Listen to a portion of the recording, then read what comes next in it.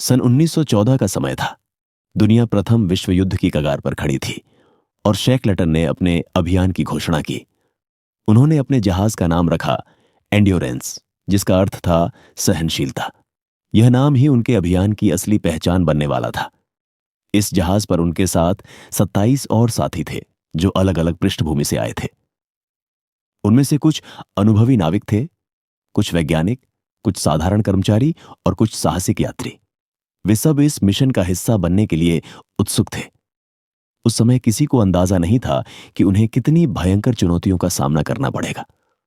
अगस्त 1914 में जब इंग्लैंड युद्ध की लपटों में गिर रहा था, शेकलटन अपने साथियों के साथ समुद्र की ओर रवाना हुए।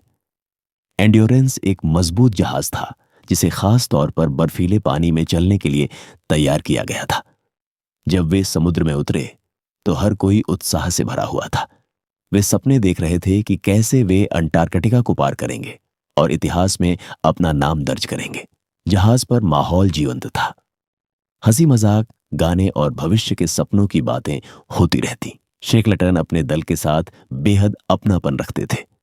वे अक्सर सबके साथ खाना खाते, खेलों में भाग लेते और उन्हें समझाते कि यह मिशन कितना महान है। यात्रा के शुरुआती दिनों में मौसम ने उनका साथ दिया। ठंडी हवाएं चल रही थीं, लेकिन दल उत्साहित था। उन्होंने समुद्र की लहरों पर सफर का आनंद लिया। धीरे धीरे वे उस जगह की ओर बढ़ते गए जहां इंसानी कदम शायद ही पहले पड़े हों। जैसे जैसे वे अंटार्कटिका के करीब आते गए, समुद्र का रंग बदलने लगा। पानी और भी ठंडा हो गया और उसमें तैरती बर्फ की चट्टानें दिखाई देने लगीं। यह दृश्य सुंदर था, लेकिन साथ ही भयभीत करने वाला भी। हर कोई जानता था कि असली चुनौती अब शुरू होने वाली है। अक्टूबर 1915 के करीब उनका जहाज बर्फ की विशाल चट्टानों के बीच फंस गया। यह सब इतनी तेजी से हुआ कि कोई कुछ कर नहीं सका। दल के लोग समझ गए कि अब उनका जहाज वहीं फंसा रहेगा। शुरुआत में उन्हें लगा कि कुछ दिनों में बर्फ पिघल जाएगी और वे आगे बढ़ पाएंगे, लेकिन धीरे धीरे समय बीतता गया और जहाज उसी जगह पर जकड़ा रह गया। बर्फ का दबाव इतना अधिक था कि जहाज की लकड़ी चरमराने लगी। जब रात को दल के लोग सोते तो बर्फ के दबाव से जहाज के तख्ते डरावनी आवाजें करने लगते। हर कोई डर के साए में जी रहा था।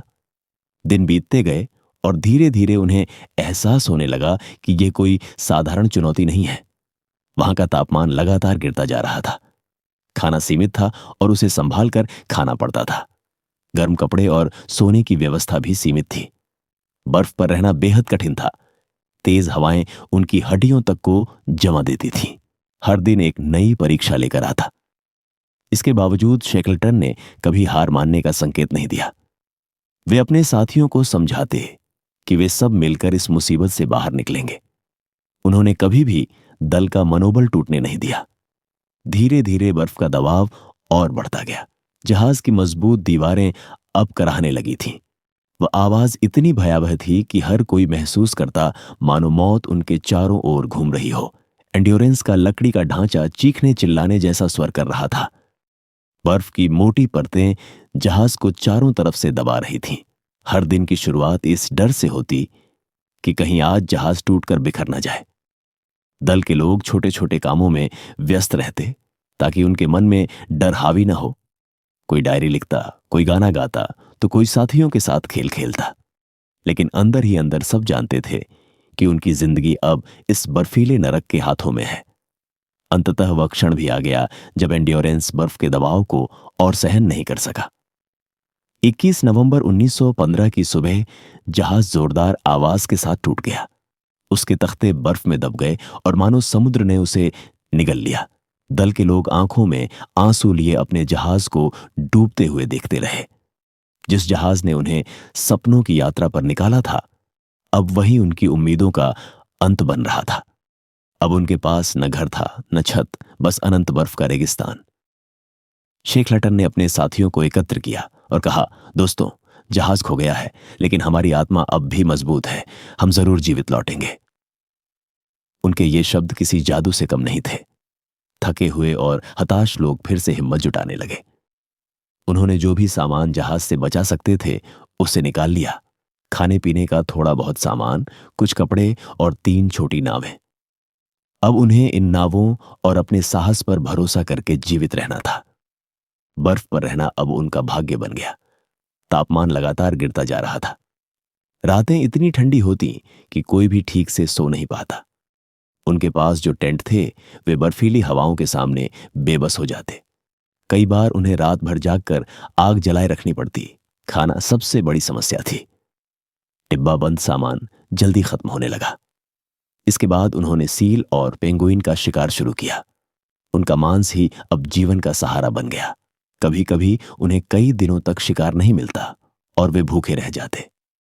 भूख और ठंड ने उनकी हड्डियों को कमजोर कर दिया था। इसके बावजूद दल ने अनुशासन नहीं छोड़ा। वे समय पर उठते, छोटे छोटे काम करते और हिम्मत बनाए रखने की कोशिश करते।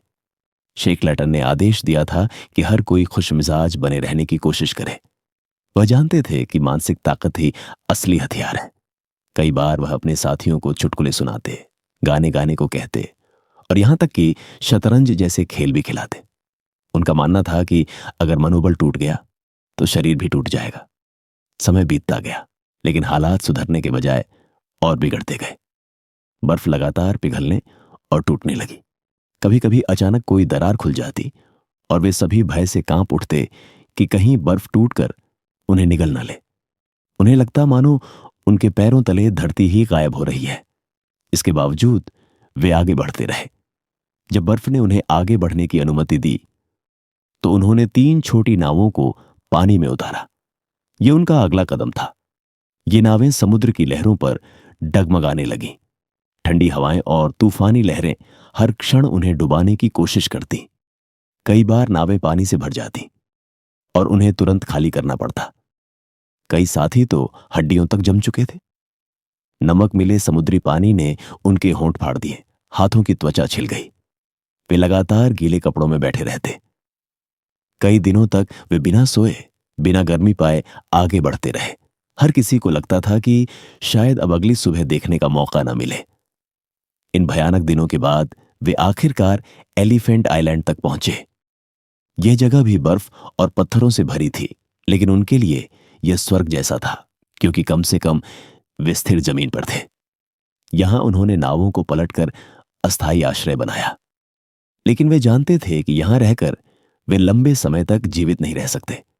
उनके पास खाना बेहद कम था और यहां से निकलकर सभ्यता तक पहुंचना ही उनकी एकमात्र उम्मीद थी। यही वह क्षण था जब शेकलटन ने सबसे साहसी निर्णय लिया। उन्होंने तय किया कि वह अपने 5 साथियों के साथ सबसे मजबूत नाव जेम्स कैड में बैठकर मदद लाने जाएंगे। उनका लक्ष्य था दक्षिण जॉर्जिया द्वीप, जो 1300 किलोमीटर दूर था।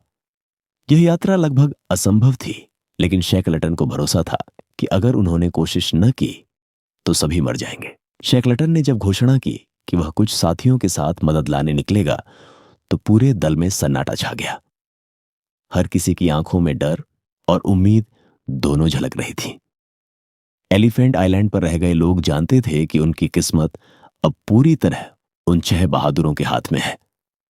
नाव का नाम था जेम्स कैड, जो असल में छोटी थी और खुले समुद्र की भयंकर लहरों का सामना करने के लिए बनी नहीं थी। लेकिन इसके अलावा उनके पास कोई और विकल्प नहीं था। उन्होंने नाव को हाथ से मजबूत किया, उसके किनारों को सील की खाल और कपड़े से ढका ताकि ठंडा पानी अंदर न आए। कुछ पुराने कपड़े और थोड़ी सी रसद ही उनके पास थी।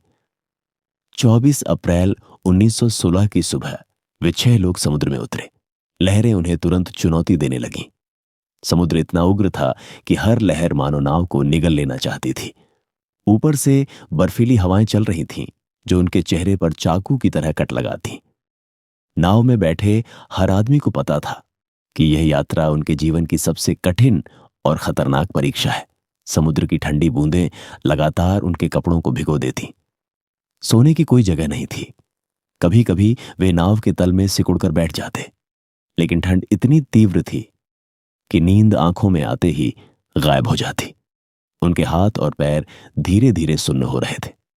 नमक मिले पानी ने उनकी त्वचा को घिसकर छाले बना दिए थे। उनका चेहरा सूज गया था और होठों पर खून के धब्बे बन गए थे। खाने के नाम पर बस सूखी बिस्कुट जैसी चीजें और थोड़ा सा मांस था। जब खाना कम होने लगा तो वे खाने को और घटा देते। कभी कभी तो दिन भर में बस कुछ ही कौर उन्हें मिल पाते। प्यास बुझाने के लिए वे बर्फ को पिघलाकर पानी बनाते।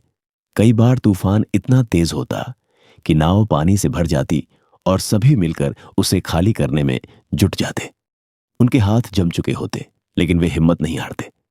कभी कभी समुद्र इतना शांत हो जाता कि उन्हें लगता अब शायद वे सुरक्षित हैं, लेकिन यह शांति थोड़े समय की होती।